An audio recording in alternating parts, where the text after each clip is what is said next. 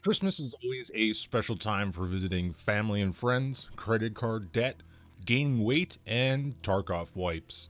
With a big event like a full wipe, there's usually some kind of updated content for the game, and the big sauce this time around is that the streets of Tarkov is finally playable. It's been 84 years.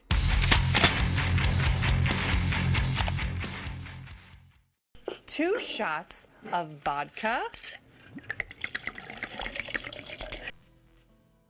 A Tarkov wipe is always an unusual experience. Everyone starts fresh, the game gives you some random stuff that would probably just confuse a new player, and everyone is streaming the game on Twitch because there's drops for it. How was your luck with your drops? Because some of the stuff I've been getting has been good, and other times kind of odd. Like a bottle of vodka and a pistol for New Year's. I feel like the game might be trying to imply something. Anyways, the Mosin men are out, and the SKS boys are reppin'.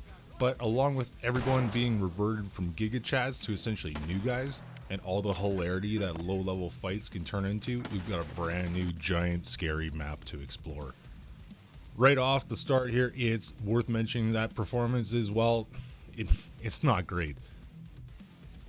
Tarkov runs on Unity and by its nature is very CPU bound, so even if you're running some monster GPU, unless the rest of your system is good to go, you're gonna have a bad time. I'm running the game on an AMD Ryzen 5800X 3D, which by all means is absolutely one of the best CPUs money can buy when it comes to consumer gaming. And let me tell you, Streets works this thing to the point that my PC starts to sound like a goddamn jet engine.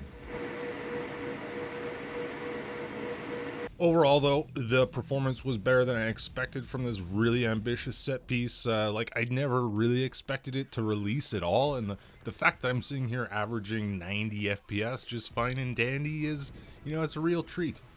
The streets are scary, frankly. Tarkov is a game of info chunking. After a lot of hours in a certain map, you start to piece together a general idea for an area. However, there's so much depth to the average map in Tarkov that most players are never quite sure what to expect. Take that and then apply it to the biggest and most ambitious map the game has ever seen, and it's an absolutely terrifying experience. The sound of gunfights reverberating off the buildings around you is absolute nightmare fuel when you're lost and just trying to get your bearings. To say I spend a lot of my time here buckled with anxiety about my surroundings is an understatement. Sometimes I really got major heat vibes here, like that scene from the bank heist in downtown LA.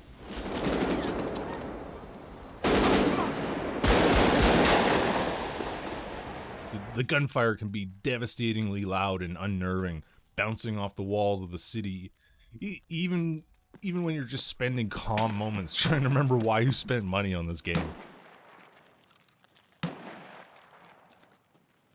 This all leads to an eerie sense of dread. You never really feel safe on this map, and when you have to resort to it, it feels like the entire map knows when you end up in a gunfight.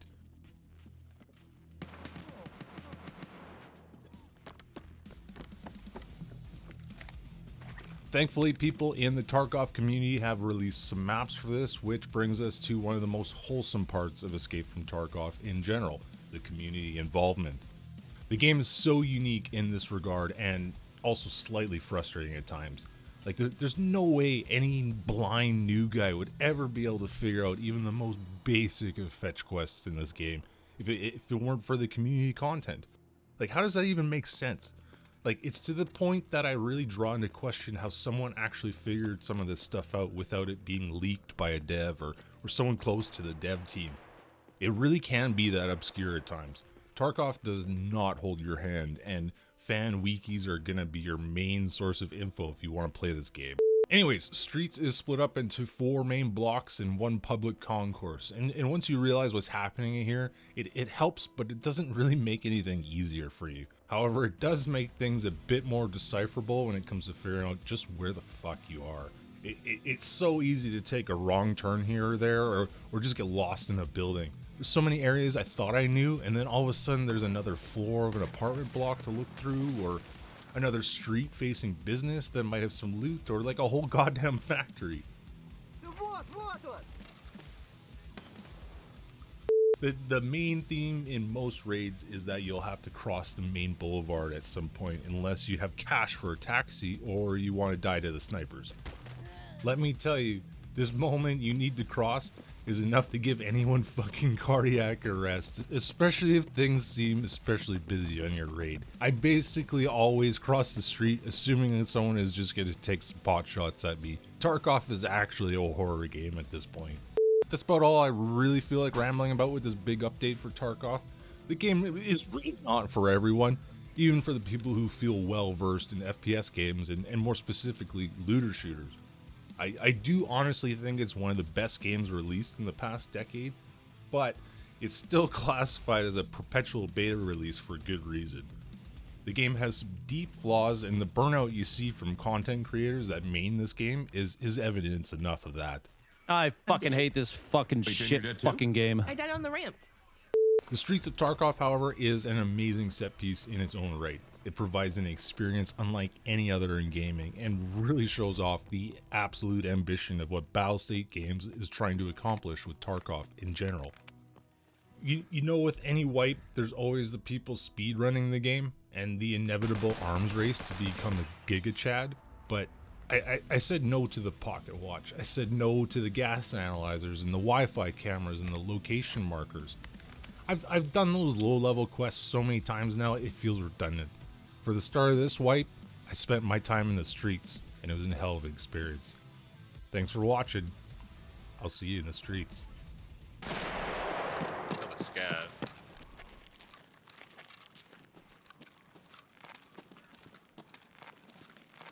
Actually, I killed somebody in the diner. Where are you? Where are you? I'm in the diner. In the diner. Okay. Okay. No. He was trying to loot the guy in the diner. I killed him. Why was he doing that after I shot him in the head? I don't know. That was really dumb. Which one was he? I don't remember. This Hold one's a on. scam. Oh shit. Packing bags here.